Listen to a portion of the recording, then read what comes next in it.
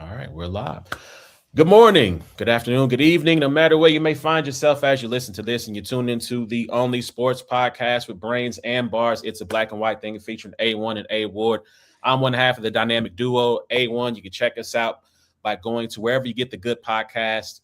Give us 5 stars, leave a comment there. You can also check us out live on YouTube by searching Brains and Bars.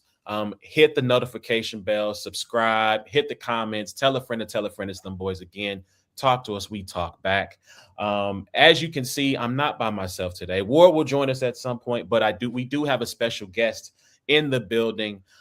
He is part of Chiefs coverage for RGR on YouTube. He is also a draft analyst for Bleacher Report. He is also the fearless commissioner of our Dynasty Fantasy League. He is Daniel Harms. Good afternoon, Daniel. How are you?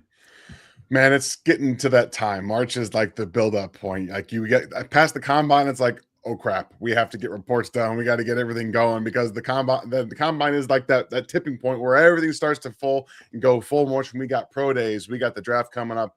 It's a madhouse over here, man. I bet. And I wanted to have you on for that reason because the combine just passed. We are now about a month and a half away for the NFL draft. There's a lot that's happening. Start of free agency. We're going to talk about this briefly for a second. A huge trade that wasn't that went down. And I guess I want to, before we get into the combine and the draft, I want to start there really quickly. Max Crosby, for anyone who has been living under a rock here, Max Crosby had a huge deal where he was traded from the Las Vegas Raiders to the Baltimore Ravens, 2 first-round draft picks. We're thinking everything is signed, sealed, delivered. All of a sudden, news comes out a couple of days ago that the trade is off, that he did not pass his physical, and he is being shipped back to the Raiders. And then subsequently, Trey Hendrickson, who we found out had agreed, I guess, to a deal with the Indianapolis Colts, found himself a new dance partner, and he is now a Baltimore Raven. And I got to start by asking, have you ever seen anything like this happen? In the NFL, no. Like, I mean, I've not been paying attention as long as a lot of people have. Like, I've been actively doing this since 2018. So I'm still relatively new to all this. So this is ridiculous. This is crazy. Like, this kind of buyer's remorse, essentially what it is not something that we've witnessed, especially at this degree. So should the league take at least 1 first-round draft pick from Baltimore? I mean, I don't know if we're going to be getting to that extent because I don't know if any of you have ever seen The Office, but there's an episode where Michael Scott is trying to buy a condo. Okay, he's got Dwight Schrute there with him, and they're going through everything, and he starts to get like buyer's remorse from buying this thing where Dwight's in his ear saying that he's gonna live in this thing for 30 years, and it's like his coffin. And so he's trying to find little things wrong with the condo so we can renege on the deal. But the Ravens are over here doing the same thing with Max Crosby's knee. They're like, okay, that part of the meniscus wasn't there before. Like, there's a whole area. That's how it feels to me. That's how I feel about this situation. So there's going to be a process played out. My opinion is that they got cold feet. This is a runaway bride situation where, we want to do this. This is like kind of like a panic move. And then they're like, Trey Hendrickson's still out there. League hasn't started yet. Let's go ahead. We'll get those first round picks back. We'll have Trey Hendrickson for the exact same amount of money. And then we'll just go ahead and get those first round picks back, man. I don't know if the league's going to do anything about it. I don't think they will personally because this is a owner and GM run league with, in cahoots. As we all know, they like to get their money. So I don't think they're going to do anything about it.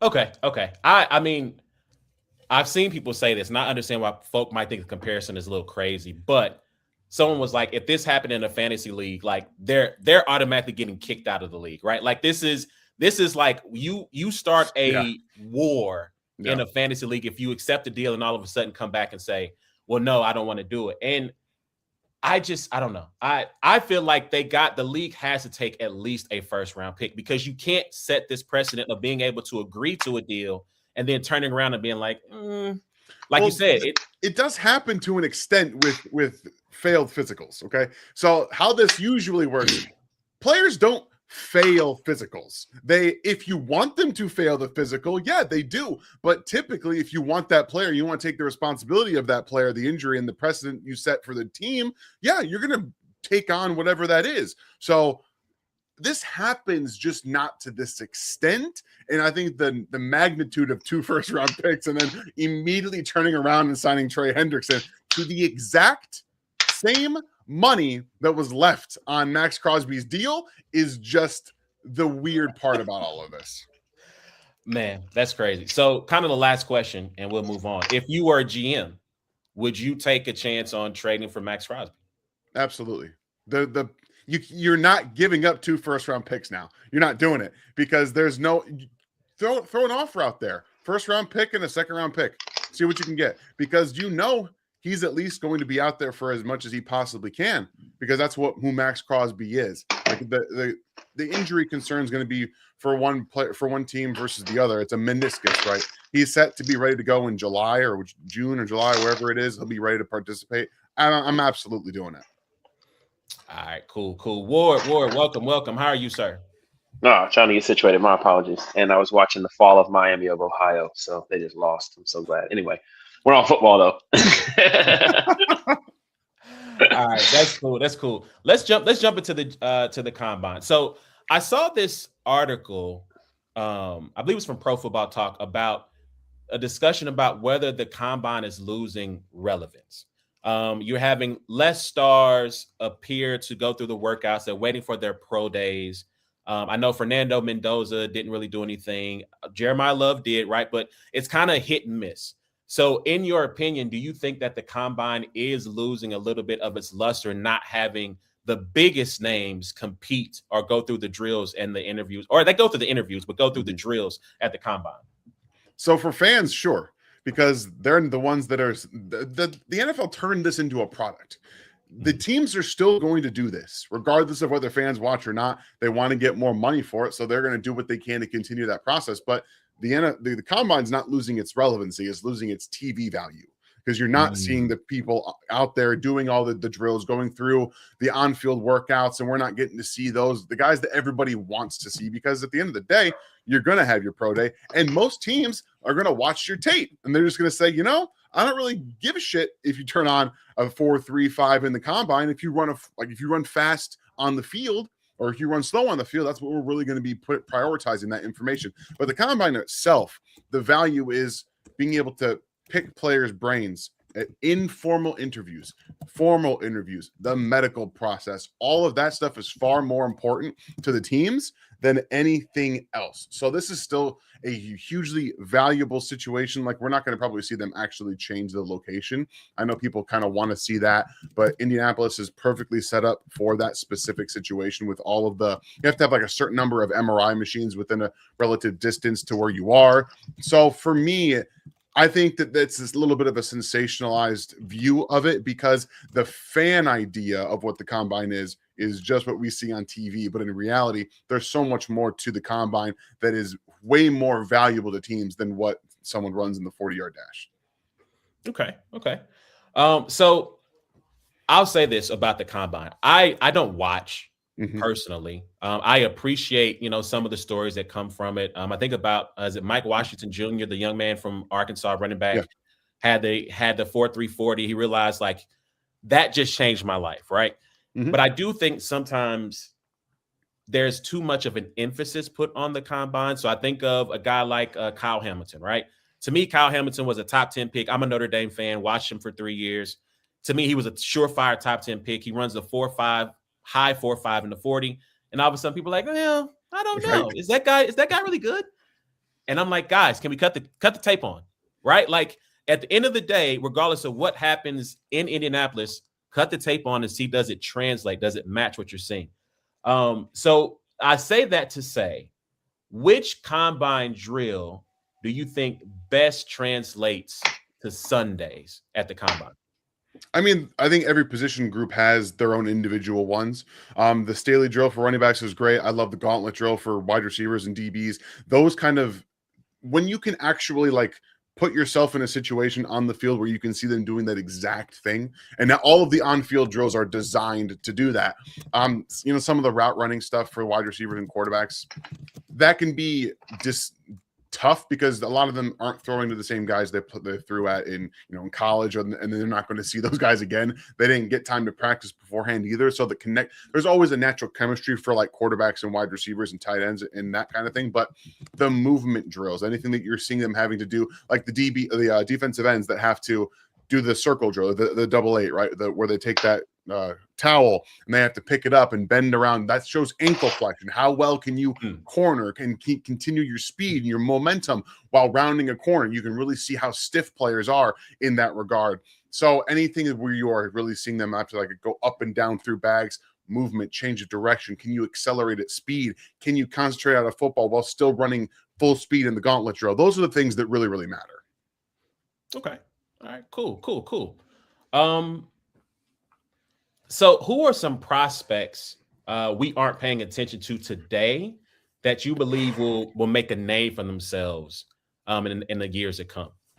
And that's a really loaded question because for me, I'm DBs and tight ends for Bleacher Report. So like I've got 26 corners. I want to get to like 30 plus corners, 20 safeties, and 20 tight ends for the class. Like that's my goal.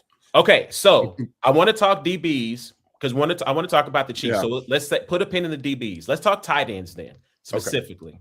Who are some tight ends? I know obviously we got Eli Stowers from Vanderbilt as a guy. Sadiq Bey. Or no, not Sadiq Bey. Something Sadiq. I'm still in basketball mode. I was about to say Sadiq Bey used to play. I was saying he might be the fact. I mean, if he wanted to make the switch. But yes, I'm blanking on his name from Oregon. Kenyon Sadiq. Kenyon Sadiq. Yeah, Sadiq. Yeah. So who are some other tight ends outside of those two that are on your radar that teams who are potentially in the need for a tight end that need to look out for? I just don't get why no one talks about – actually, I do get why no one talks about Max Clares because he decided to go to Ohio State instead of staying at Purdue where you're going to be funneled targets forever.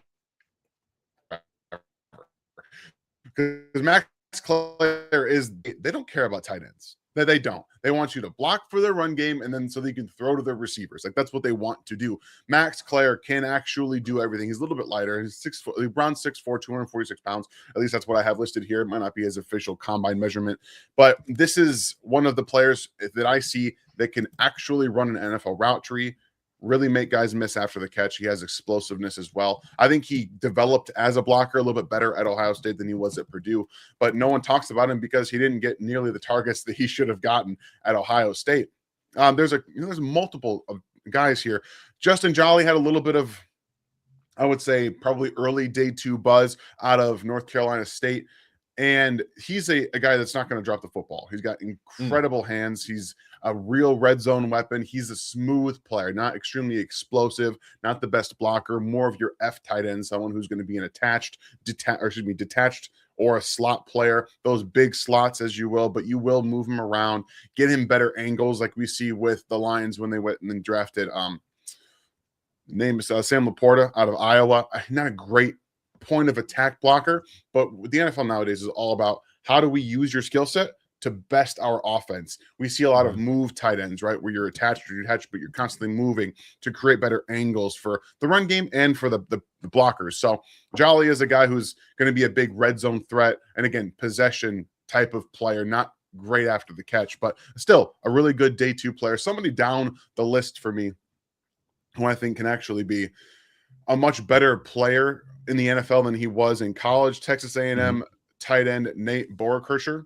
He's I'm a Notre Dame fan. Sorry, so that name hurts. That name hurts. Well, I'm sorry. Like I have to highlight the guy. Absolutely. I gotta do what I gotta do, man.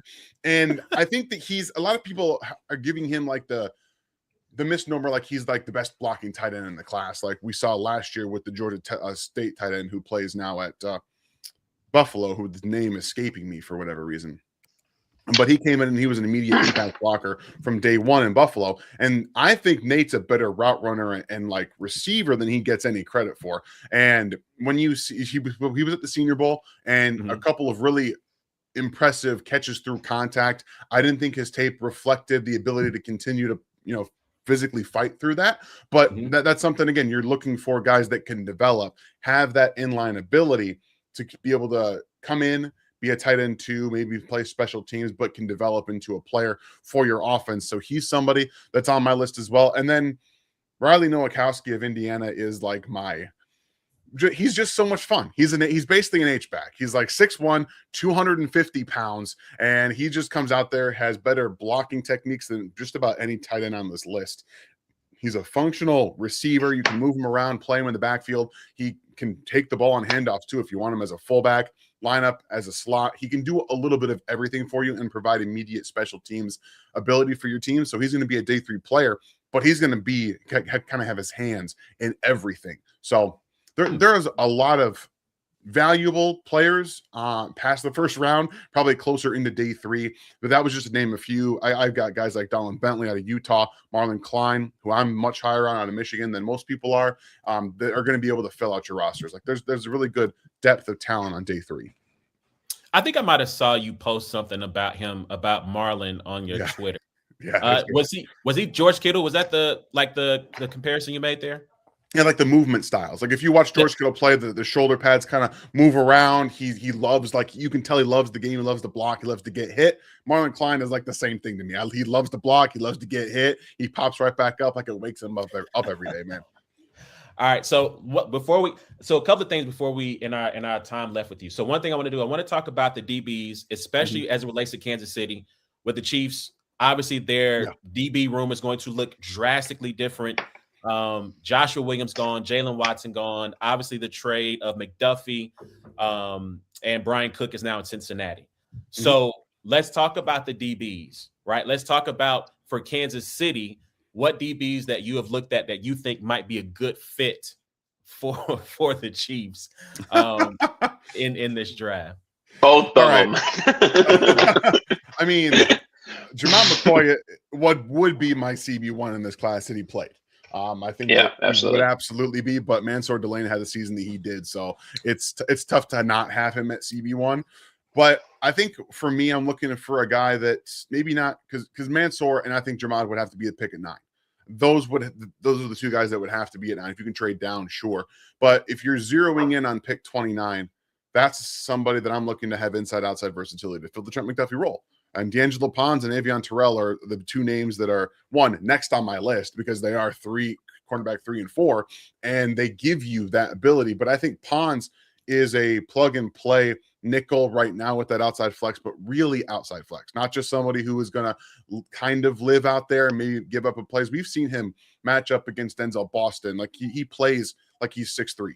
He does not have little man syndrome in the sense that he just like is always trying to make things happen that he can't make happen. He can make it happen. Like he can play the ball in the air. He's a great athlete. He went at the combine and did his verticals just to say, hey, yeah, I'm like 5'9", but guess what? I can jump higher than most of these receivers can. And he absolutely can. He can play the catch point well, super physical. I would say he's an above average tackler. He's got short arms. So like you have to remember that comes with being able to wrap up and play it more physical in the slot, which I do think is going to be his natural position in the NFL with that outside flex. But Avion Terrell's a better zone. Like he's the best zone corner in this class in my mind. I think he has excellent eyes. He sees route combinations very well. He can take routes away. And I think he's going to be more of a slot player as well. But both of these guys play on the outside right now in college. They're just a little bit smaller. So for the Chiefs specifically, I think they are looking for a player with that inside-outside versatility. And again, somebody who played outside in college that you can play inside in the NFL and not lose much in terms of tackling. Terrell, I'm a little scared of with the tackling. His brother was the same at Clemson, though, and he came into the NFL and was a much better tackler.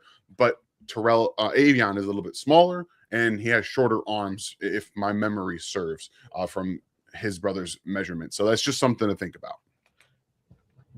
What about Colton Hood? So Colton is down a lot further for me. I like Colton. Again, he's got a second-round grade, or just like a fringe second-round grade for me, but he's still developing. He does not have the natural instincts or the zone route identifying traits for a guy that is being mocked in the first round. Very good in man coverage situations. Like obviously he was excellent in that, a physical outside corner who's a good tackler who wants to be physical. His Senior Bowl concerned me. And for a lot of people, you saw him getting that first round buzz going into the Senior Bowl, and they're all posting the 1 or 2 clips that he won at the Senior Bowl, but they would not post any of the ones that he was getting routed up. And again, one-on-ones are let's preface this. One-on-ones are geared towards the wide receivers. It's more about how he played in those reps. He didn't look like he was really trying to get better each time he got, and there was no news about an injury, but he practiced the first and second day and then sat out day 3. That concerns me a little bit. So, but again, it was just more about his actual tape. So I didn't have to like push him down my board or anything. That's where I already had him closer to that day 2 second round grade. So he's definitely a player who I think is going to get taken near the end of the first round, probably close to the top of the second, because of the developmental upside with the athleticism, the speed, the physicality that he plays with. And you have to really kind of hope that he's still developed that zone ability. But again, not for lack of talent. Did he just become on your radar off of this season, or did you watch him much opposite of Travis Hunter when he was at Colorado? Yeah, I didn't watch him at Colorado. I didn't even, again, I came to Bleacher Report in the summer, and then that's where I got this giant list of DBs plopped into my lap, and I'm like, okay, gotcha. Well, I got to go through and find all these guys. I just didn't know if teams consider Deion being his coach, playing with Travis, then going to a big SEC program. Now all of a sudden he has a first round, second round grade. If some of those other things are factors when teams are looking at guys. I mean, maybe. I think you can. That's probably more on a team-to-team basis, Yeah. I think it was if being related to him far more of a problem than not being related to him. So I think that's. And one thing I will say is that in back-to-back years at Colorado, not named Travis Hunter, their other corners or their best corner had now transferred away from him. So maybe they're trying to get away, right? So I'm just trying to. That's something that just kind of poked in the back of my head there. Mm-hmm. All right, so let's talk a little bit about the Chiefs and that first top 10 pick they have at pick number 9. Yeah. I know there was a lot of talk pre-combine, right, and pre-free agency. Oh, man, what about Jeremiah Love? Oh, man, what about Caleb Downs, Bain, Bailey, trying to think, Carnell Tate. Mm-hmm. So now that they've made some moves in free agency, obviously running back is out. They went and got Kenneth Walker. They went and got a defensive tackle. No edge players yet. Obviously, they went and got a Alohi Gilman. Shout out to the Notre Dame connection. They went and got a Alohi Gilman at safety.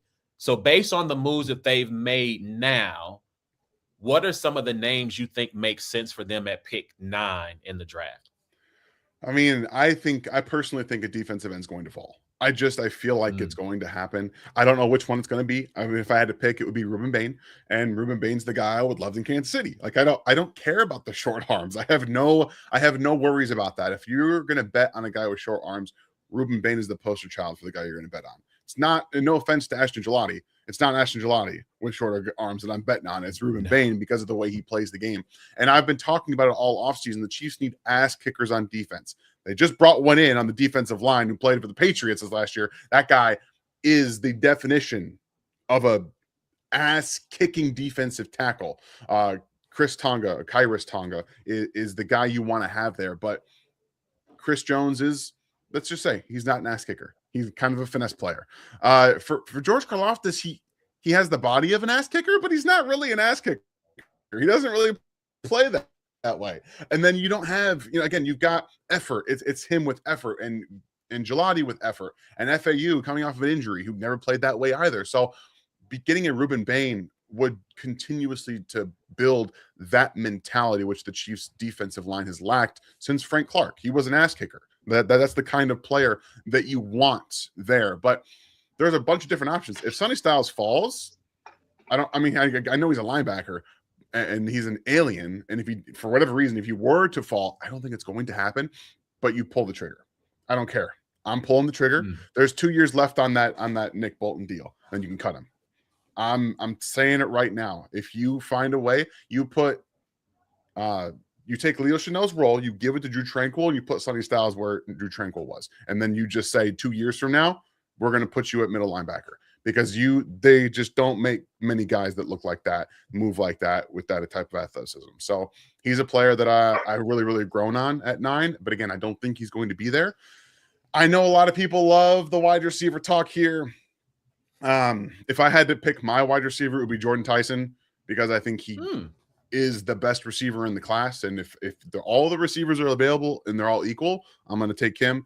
But in terms of like the stylistic fit, I know Carnell Tate probably makes the most sense as a true X receiver. A good route runner, more wins off of manipulation than raw speed. And it's kind of the same with his other running mate there from USC, the smaller version, Mekhi Lemon, who I think both of them offer interesting upside in different roles. Mekhi Lemon is far more of just a natural slot. I don't think he's going to be able to play on the outside in the NFL and win consistently. I think Tate can. So if I'm going to slot it, it would be Tyson because I think he's the best player, and then Tate, and then Lemon. But in terms of what I think the Chiefs need, Tate, Tyson, then Lemon. Mm-hmm. So, Lord, did you have a question? Because I have one No, final. no. So last question, and maybe I saw you tweet this out too, is there's been talk of, so I feel like you said two things, right? I feel like I saw you say in the past that don't rule out offensive tackle to the Chiefs. But I also thought maybe I saw you say, what is it with everyone thinking that offensive tackle is going to be the pick at 9? Did I see that? No, correctly? Thinking that it's what I would do. Oh, gotcha. Like I'm just the messenger, and I got killed for saying it's a possibility that tackle is on the board at 9. But it's not what I would do, and I've said that many, many times. So why not? Why not tackle at 9? Given that Juwan Taylor's gone, right? I think the other 4 spots are solidified. Right tackle is open at the moment. I know Jalen Moore was signed, but he wasn't great at that spot last year. So why wouldn't they go tackle at 9? I mean, I don't know if they wouldn't, because I think that they might. But because of need elsewhere, and I think the value in this draft is not necessarily at tackle. I mean, Maui Noah out of Miami, possibly, if he's still there. I think that would be tempting for them. But again, there's wide receiver. There's probably going to be a defensive end that falls. Linebacker, is still there. And then corner, of which I think are all probably make more sense given what they currently have and what their current situation is. But I wouldn't take tackle because you have 4 offensive linemen that are, in my opinion, well above average and 2 elite players. The reasoning behind this speculation is that, what's going on with Josh Simmons? No one knows anything. No one knows. I mean, I personally don't care about the personal stuff where he took time away. I don't care about that. We haven't heard anything about his wrist injury. We haven't heard anything about that. And that's concerning to me because I want him to be the left tackle of the future because I think he's one of the best players already at that position in terms of what he athletically and talent-wise with his hand usage already offer. And that upside is insane. But what's going on? Like we don't know. And when you don't know, it causes a little bit of stir. And that's why you see people starting to tweet, well, tackle might be in a situation here at 9 for the Chiefs. And it's just an area that I think that most people put to bed because Jalen Moore is there, but Jalen Moore was legitimately not very good at all at tackle last year. Yeah. So last question. I'm going to make you Brett Veach. And at 9, you're on the clock. Let's say Styles falls. Styles, Bain, Downs, or Tate. Which one of those players do you take?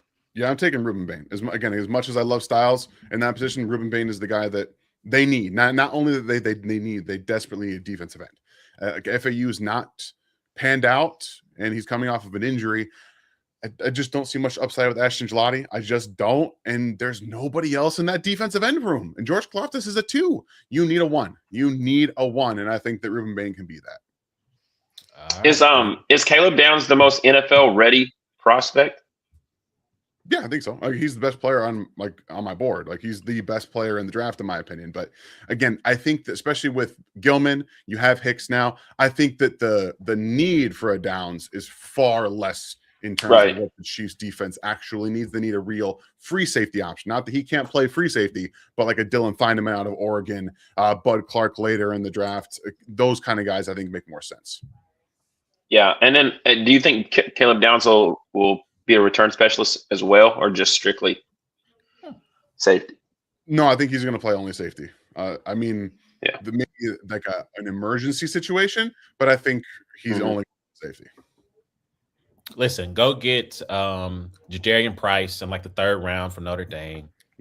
He can serve as, a change of pace from Kenneth Walker. He can return kicks. That solves it all. Anyway, Daniel, thank you for your time. Once again, where can the people follow you, find your content?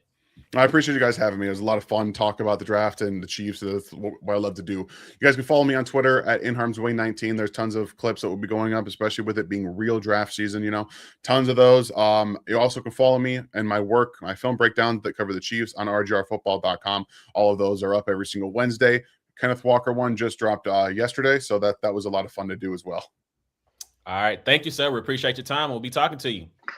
Take it easy, Daniel. All right, he is Daniel Harms, as you can see, from rgrfootball.com. Bleacher Report. Ward, I don't know how much time you got. If you want to talk, we can talk some battle rap. We can do whatever, man. We can talk whatever. A little bit of Bam. How much time you got? I got about 30 minutes. Bet. Let's do it. First, before we get into battle rap, let's talk really quick about Bam. Shout out to Bam Adebayo. Put up 83 points a couple of nights ago against the Washington Wizards. If you had League Pass, you got a chance to tune in and watch a little bit of history. I didn't get the chance to see at Kobe's 81. But your reaction to Bam, becoming the second highest scorer in a single game in NBA history.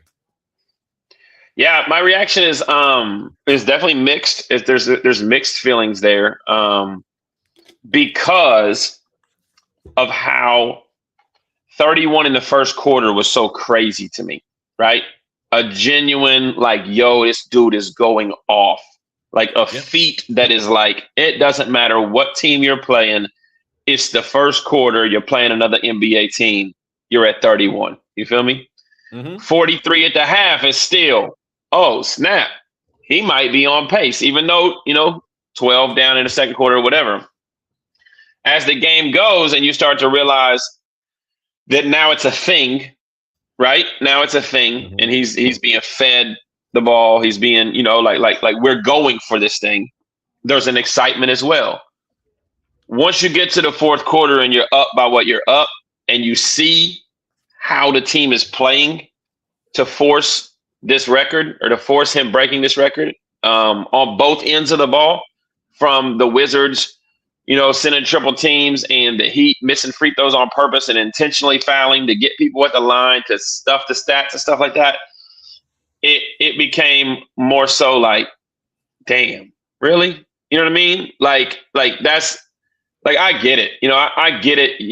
Hey, he can possibly break a record that hasn't been, it's been 20 years. I don't know how long it's been since that game or whatever, but a long time. It's been a long time since Kobe put all them points on Jalen Rose. And but don't do I'm just thinking that. Yeah. And I'm just thinking I wasn't watching it live. So once I go back and I start seeing the fouling and the missed free throws and him chucking up threes with three people, and I'm like, yeah, this just ain't it to me. Is 83 points in the game incredible? Absolutely. Is it as impressive to me as the Embiid in 3 quarters, or the Booker, or the 50-point triple doubles of it's just not because that last 5 minutes, that wasn't basketball. That wasn't basketball. It wasn't NBA. It wasn't any kind of basketball. It didn't happen in the feel of the game. And once again, he's in the game up 30, 40 points, and they're intentionally fouling and trying to do things to just get him a record. And that's just. I'm not saying there's an asterisk beside it because he scored 83 in a game, but I'm just saying it's just not. It wasn't the 83 wasn't as impressive to me as Booker 70. I honestly don't care about any of that. I don't care about any of that. It doesn't bother me at all. I think so Washington, to me, made it worse than what it had to be. I think if Bam was exhausted, right? I don't think he came out in the second half, or if he did, it might have been some part in the third quarter, but he played the entire fourth quarter. And if they just would have maybe tried to run a double team at him here and there, they were being over aggressive, which then allowed him to seek out contact, get fouled, and get to the free throw line. I think if they just would have played him like, okay, you're hot, but oh my God, we can't know. Like, it's almost like 21, right? When you get to 19 and 21, all of a sudden now, if it's 8 of y'all playing, first of all, why do we never start playing fours at that point? But beyond that, you have 4 and 5 people who are running at you, trying to keep you from getting that final shot. I think Washington exacerbated it. Yes, Miami helped with the fouling, with the missed free throw shots, missed free throws or whatever. Yeah, that's just not natural. Like it's the opposite of natural. It's not even like. But it happens, right? So, and I've seen people. No, it doesn't. Yes, David Robinson, when he wanted to win the scoring title at the end of, I forget, like the 94-95 season, he scored 71 points where they were feeding him the ball. As a matter of fact, I saw a guy who posted a clip of a story of they were playing the Clippers, and Donald Sterling went in at halftime. This is Dominique Wilkins, as a matter of fact. Dominique Wilkins went in and said Donald Sterling came in at halftime and said, "Hey guys, we're sitting our best players because I want to see David Robinson get this scoring title because I don't want Shaq to get it." So I mean, right. Okay, but you prove my point though. It happens, but you had to go 30 years ago. Kobe, when he put up 60 in his final game, Kobe was chucking the ball. Now he wasn't being triple teamed. Right. He scored 60 on 50 shots. Like the game plan was this guy. That's what I'm saying. I'm not mad at shooting the ball. I'm mad. Like I said, that's basketball. A ball hog, a shooter guard, somebody going for a score, shoot the ball. What's not basketball is fouling and missing free throws on purpose to get the ball back to get your guy. Like that's not basketball. That's the opposite of basketball. I wasn't in love with that, but I was also entertained by it at the same time. Like it was all entertaining to see him chase, because again, when are you ever going to be as hot as he was through 3 quarters? He had like 62, I think, through 3. Okay, but here's the thing. Those other guys could have had more points if they played like that. Like the Bookers, the Embiid sits. Like if they're winning, they're up. They're not playing that role. But now they will. Now they will. And that's what I'm saying. It's not, it doesn't come across as like just genuine, like within the feel of the game, Like at that point, if you triple teaming me, there ain't no reason in the world for the last 6 minutes why I didn't come up with a 70-point triple double. Guess what? I would have had 10 assists. If you got 3 people on me, I can find somebody to get a basket. But I think it also depends on what's happening in the game too, right? So I'm looking at 50-point scores, at least 50 points this season. So I got 1, 2, 3, 4, 5, 6, 7, 8, 9, 10, 11, 12, 13 this season. 50-point scores. Maybe if they keep chucking it up, maybe they get to 60 and they see what's possible. Also, I think I wasn't speaking about this season. I'm just speaking on the ones that we've in the past decade or whatever. Right. But I'm just saying, like, how many of those 50-point scores in that particular game, the circumstances led to, because Bam obviously was out of his mind, right? Like this was the hottest of the hot shooters. Was he? Bro, I don't know. In the first quarter, yeah. I think the first 3. I think the fourth quarter is when he really started to kind of like go, okay, let's go for it. Right? I think the first 3 quarters, you could say, had he stopped after 3, right? Had he said, okay, I'm at 62 points. We're up at that. Let me see if I can find out what the score was after 3. Because I feel like after 3, the game was already out of hand. Right? It was, but it wasn't. Because here's my thing. You got to be up by more than 25 points for it to be out of hand in the NBA. Like no matter what, like anybody in the NBA can go on a 10-0 scoring run in a minute. Like it just how fast they shoot the ball, the shot clocks and everything like that. Maybe the Wizards can't, but like if I'm up 25 going into the fourth, my starters are still in until about 8 minutes to go in the fourth. So they were up 16 after 3. Yeah, so that's still a game. I'm not mad at him playing in the fourth quarter, but once you're up 30 points with half of the fourth quarter to go, you know what I mean? or that's when I'm just like, yeah. Now I got to rewatch this fourth quarter because what were the Wizards on? Because that score, the final margin of victory here is 21 points. So it's not like it was a 40-point blowout. It felt like it was a bigger lead than it was, and maybe the Wizards made a bunch of buckets in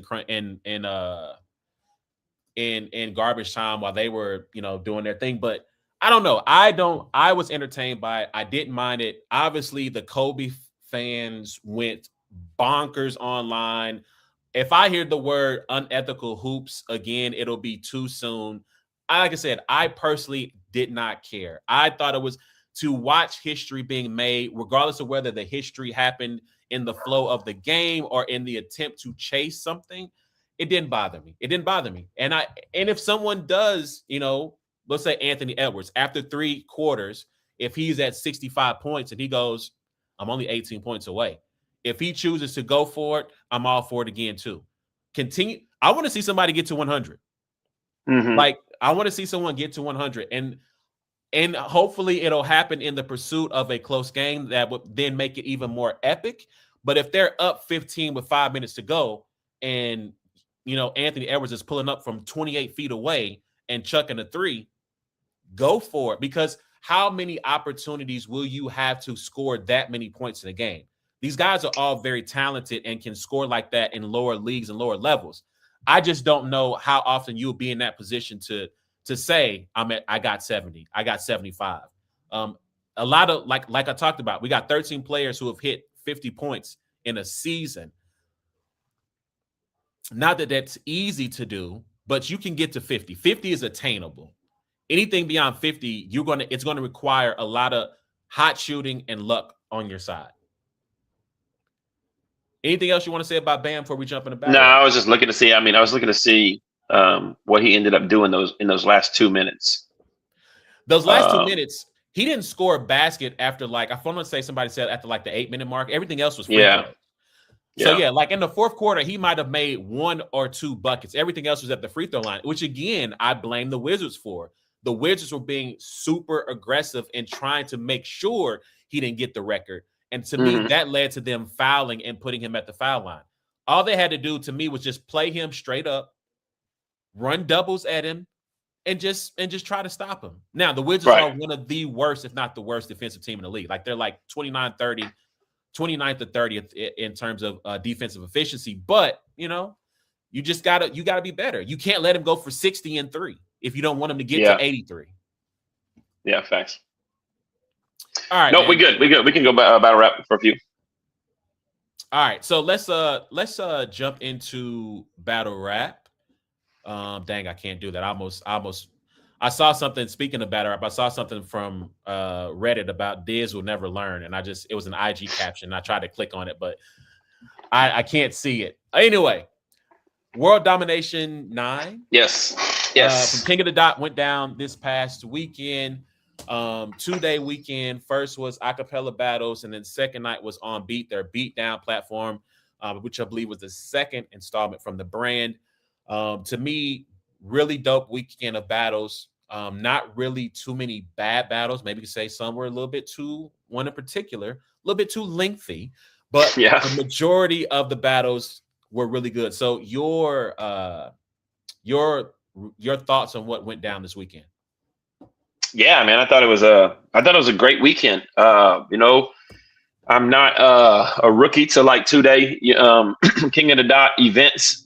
This is probably my 5th or 6th one that I've been to where, it's been a 2-day weekend. You got day 1, you got day 2, where I'm battling on one of those days, whether it's Town Business, World Domination, Blackout, or just any of them really. And I thought it was just a really good weekend. I thought day 1 was good. I thought it was good. I don't think you got that classic battle. I don't think you got that battle of the year battle from day 1, but you got entertaining battles, that guys came, put on great back and forths. And then, unfortunately in the middle or towards the end of it, you have the battle that's, what kind of maybe could have taken day 1 from great to good. If that battle is a competitive battle with normal round links or even a little bit longer than normal round links, then you're looking at like, hey, we're 6 for 6 on day one. Like this is a really good day. The crowd's maybe not as bad for Shotty and Rock, so you get a better reception for that. But hindsight's 2020, and the round links were 2020 and 25. But I think that disaster Sharon battle just kind of took day one from great to good. Now, then you go to day two, and day two was so much more about the feel, the vibe, the camaraderie, the company morale, the battle rappers having fun. Like it was all about the feel. And that was through the roof, like just the beat down concept. It's not a foreign concept. You have people like Verbal Warzone and the Walk Down, all these different places that do these types of things or whatever. This was my first time attending one like this. I've attended, battles of people rapping on beat before, but since I've been a battler, it's been my first time. And yeah, it was just really just kind of like a big family reunion get together where, some guys grab the mic and go back and forth. And it was lighthearted. It was fun. It was creative. Guys like Frack and Mad Flex and Real Deal and Cortez and stuff. They got to show, that they're really talented. Arcane as well. Lopeshi, Rohizi, all these people, like they put on a good show. Females did a great job. And I just thought it was like a lot of less pressure and a lot more fun. And I thought that day two was like more of a great day, for like battle rappers and battle rap. Now, will it translate when it goes to watching them on YouTube and what we talk about in the culture and who's stock and who's status and all that? No, not necessarily. But as far as like the feel of being in the venue and the feel of seeing battle rappers have fun, like it was probably one of the best days of battle rap in a few years.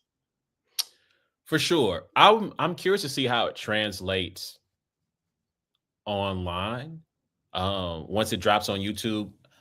I'm hoping that I know you and Organic were having a conversation. He talked about how this might be the introduction for people who maybe not into the acapella side of things. Like this could serve as an introduction into battle rap culture as a whole.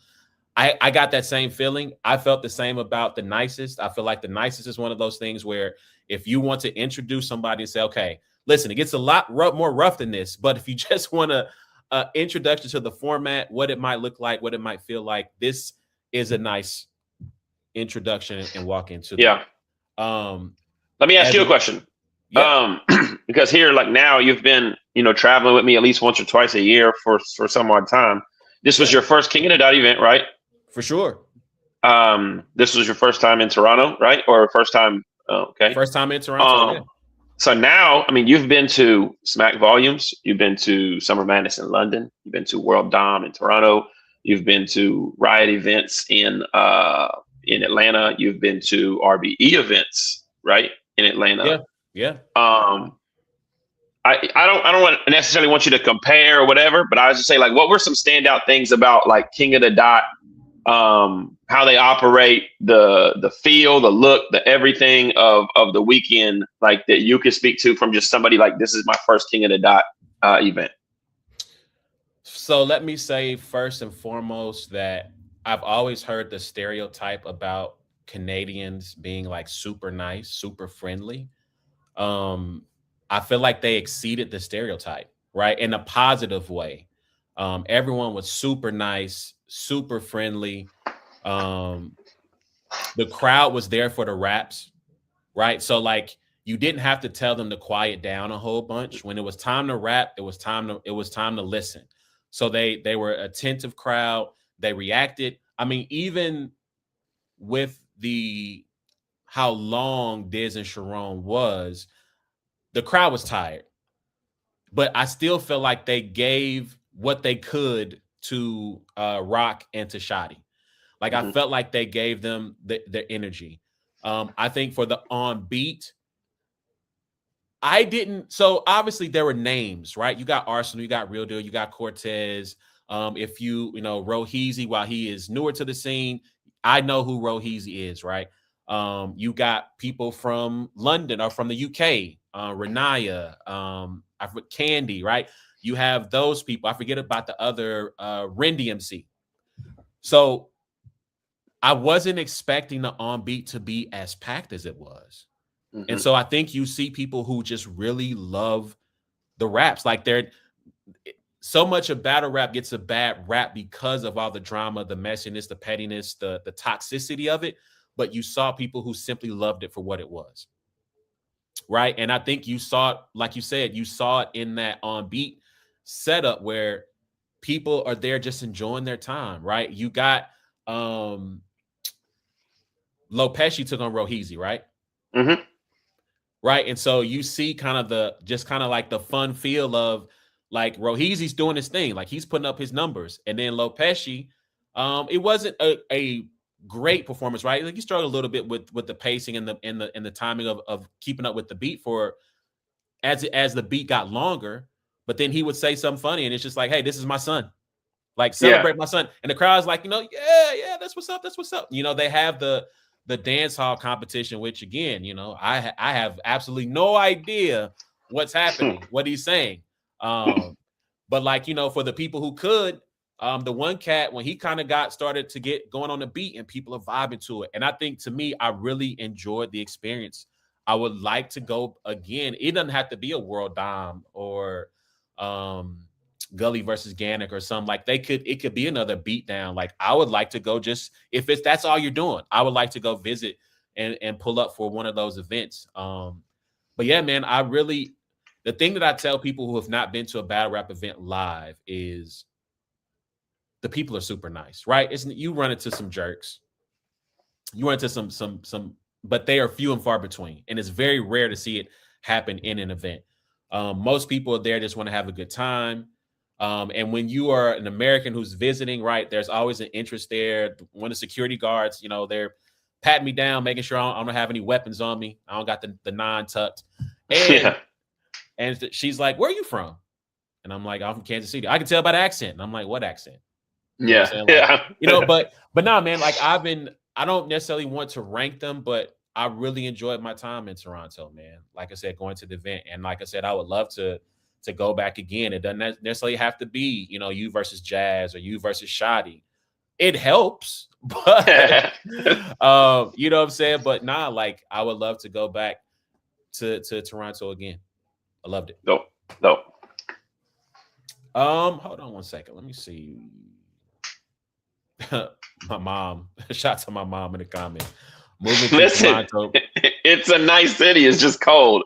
It's just cold. Now listen, I was definitely concerned because it was showing snow. It snowed a lot in the lead up to us getting up there. Mm-hmm. And that's the part I don't want to. All that snow. Yeah. I'll be there in the summertime. They say I actually will be there in May for my anniversary with my wife. But I've heard that in the spring and summer, it is an amazing place to be. So yes. Man, I'm probably gonna stop there just because I want to have this conversation around you and Jazz. And not necessarily talk about your third round. If you want to go check out, you talk about the 3 Letterman battle or your battle with 3 Letterman with Jazz. And you were talking about the angle in the third about she does nothing for female battle rap. And that sparked a conversation online, a back and forth about whether the angle was legit, whether it was true, whether it really applied to her. But to me, I want to pause because I want to come back and have a conversation more in depth about not just Jazz, but just battle rap in general. Like what responsibility does an artist who makes it to the heights that you've ascended to, that Jazz has ascended to, that some of the early YouTube pioneers, what responsibility do they have to pay it forward for those that come behind them, if any at all? Because to me, that was the major takeaway from that conversation, right? Yeah. Is what, excuse me, what responsibility do they owe? I will end on this stuff. Let's talk about Diz Sharon real quick. There's obviously, we know what happened in the battle. This was a grudge match. In a grudge match, should there ever be a reason to have rounds that exceed 3.5 minutes? In a grudge match, right? Not just Okay, we got MCA versus MCB. Yeah, no, I think 3.5. I mean, so I think 3.5 minutes is a comfortable point, but I mean, there have been battles that you've seen that have been 4 and 5 minutes that you've enjoyed.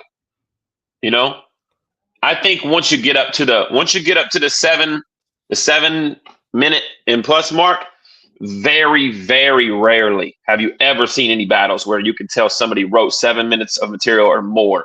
That was a really, really good back and forth. In the past, what it's normally been is somebody wrote a long third round or something to that extent, and we're like, this round's dragging. I'm pretty sure against Verb, I had 4-minute rounds. You know what I mean? I think that I had around 4-minute rounds. For T-Top, I had close to 4-minute rounds. So 4 minutes is a probably a common. If you actually looked at some of your favorite battles, your Easy and Chess or some of these other ones, they probably got 4-minute rounds. They probably got 4.5-minute rounds. But in the grudge match, like that. It's just a tough situation because Disaster's going to rap as long as he's going to rap. And it's really like when you're battling Disaster, there's only one thing that is a possibility that can happen these days. And that is that you just put on an incredible performance for your fans with what you're able to do, to where they go from that battle and they're like, yo, War was wilding. I hate that I had to sit through that. You know what I mean? Or whatever. Mm-hmm. It's somewhat of a lose-lose. I think what Sharon did incorrectly, but I understand why he did it, was I think he decided, well, Disaster's going to write 10-minute plus rounds. So I'm going to try to match him as much as I can, and I'm going to write 7-minute rounds. And I think Sharon became part of the problem in the grudge match. As good as his material was and as necessary as was to everything he said, I thought he was saying great things. He became part of the problem. Whereas we could be going away from it like, yo, Sharon did 4-minute rounds. He was incredible. He had the crowd going crazy every round. Then we had to listen to Disaster. That could have been the narrative, But I think the narrative is that battle was so long and so drawn out, And so that's tough because it is a grudge match. But I think, at the end of the day, like, stop booking Disaster. If he's not going to write, with under 5-minute rounds, and I'll even give him the 5, if he's not going to stay under 5 minutes of material, stop booking it, because there's not very many people that want to listen to that. I've seen him share on his Instagram story, some of his fans inboxing him. It takes a true talent to be able to rap for 20 minutes and da-da-da-da-da-da-da, you know what I mean? But that's just not the nature of the beast. It takes a true talent to preach a 4.5-hour sermon. Do I want to go sit through a 4.5-hour sermon? I can guarantee you I don't. It takes a true talent to, I understand what they're saying, but that's not necessarily, what's conducive to, it also takes a true talent to be able to condense it all down and break your opponent down and speak on everything you need to speak on in, that the parameters of 3 to 5 minutes. Yeah, only Jesus. If he preaching for 4.5 hours, okay, I'm with it. Anybody else, I got to go, my guy. Sorry. Love you. I can rest on YouTube. Jesus gonna call me out for sleeping. I'm telling you that much. He gonna be like, yo, straight up. I'm gonna hold on as long as I can, but yo, I'm gonna look at him like, you knew this, you knew me, but you knew the posture of my heart before you started preaching this long. Know your audience. Oh man, that's hilarious. Yeah, so you were talking about these inboxes from fans, and I have to wonder, did Diz log into a anyway? We got fans, bro. We all got fans that will go to the links to get a response. Like this is the time, if you're a Disaster fan and you want him to share your comment, or you want him to like it or respond to you, if he's your idol in battle rap, and he's done plenty for the battle rap world. He deserves to be people's number one from the years of what he's put into. But this is the time, if you want a response, get that man some encouragement, because he's looking for it. Listen, I want some. If you love them 20-minute rounds, I need somebody to love me like you love listening to somebody rap for 20 minutes in a row. Because let me tell you, Jack, my wife don't want to listen to me talk for 20 minutes straight. Listen, with no uninterrupted. Come on, fam. Anyway, Quest said it best. He said Jay-Z could walk in here right now and start rapping a cappella for 20 minutes, and I'm good after about 5 or 6 of them minutes. You know, man, for real. But anyway, let me just shout out some people, man. All the artists on the card, even Disaster and Sharon. I appreciate y'all, man. Like I said, it was a really good time. I don't have any complaints. Only thing I'll say is, battle leagues, I know this is really hard to find events that have seating, but if you can find a place that has seats, because especially after Disaster Sharon, like I actually, shout out to Khalid. He was part of the security team. Me and him have been chopping it up on the side of the stage throughout the night. He let me have a seat on the steps while they were rapping because I'm like, bro, I can't. I don't know how he did it because I don't think he sat down the entire night. Yeah. I couldn't do it. He gave me a water. I went and got one in return and replaced the one he gave to me. Like, bro, like They had that one little couch upstairs. That one little couch upstairs. That one couch upstairs. I think I went and found that seat for Rock and Shotty because I just couldn't stand up no more. Thankfully, the venue was the sound was able to carry for me to hear their rounds. Shout out to Shotty with his third round. His third round was crazy with the wrestling bars. Ill Will's third round was fire. Man, Bizzo Bond had a nice first. Dunch second and third. His impression of Bizzo in the second, super fire. I like Jazz's angle in the third. I'm trying to think, trying to shout out different people that are Real Deal and Cortez, super dope. T-Top Frack in the on beat. I brought up Roheezy. Roheezy did his number. Shout out to the dance hall guys. One day I learned patois and be able to keep up with what y'all are saying. Yeah. I felt the way about Shotty being able, Shotty up there. Book, book, book, book. He's rocking with everything, and I have no idea what is being said. I know. I wanted to say some of the stuff they were saying, but I'm like, I don't know if these are bad words and whatever this is. So I can't even Bomba clot. Yeah. Yo, it was so. Let me just say this last thing we get out of here. It was so crazy when they announced the dance hall. Now, obviously, Toronto has a huge Caribbean Jamaican population in the city. I swear I didn't hear anybody. They said dance hall. All of a sudden, the accents came out of nowhere. Shout out to the two dudes who was behind me who wasn't feeling the guy in the whole army fatigue outsuit. All they kept saying, but you don't got it, my youth. You don't got it, my youth. No, my youth. Like they were not feeling homie. That's too funny. Yeah, man. Shout out to the whole city. Shout out to Organic, Gully, everybody on the staff and the team. I appreciate the good time. I appreciate the good raps. And that's it, man. We're gonna get out of here because it's our time. We're gonna try to get together again next week to talk more about battle rap, especially the state of battle rap. Maybe Cannon will be with us. Cannon will be with us next week. So if you got anything you want to, we can come up with some different topics to chop it up. Yeah. If you got any, him. He's a comic book action figure. He hip hop head, So if we can throw some categories out there, that'll be dope. Yeah, absolutely. So. Please remember, you can check out every episode of It's a Black and White Thing by going to the podcast app of your choice, wherever you get the good podcasts. Give us 5 stars there. You can also find us on YouTube by searching Brains and Bars. Hit the subscribe button, hit the notification bell, hit the like button, tell a friend to tell a friend. It's them boys again. Talk to us, we talk back. And until next time, it's been a Black and White Thing, man. Also, you can check us out on Instagram, TikTok, YouTube, Facebook.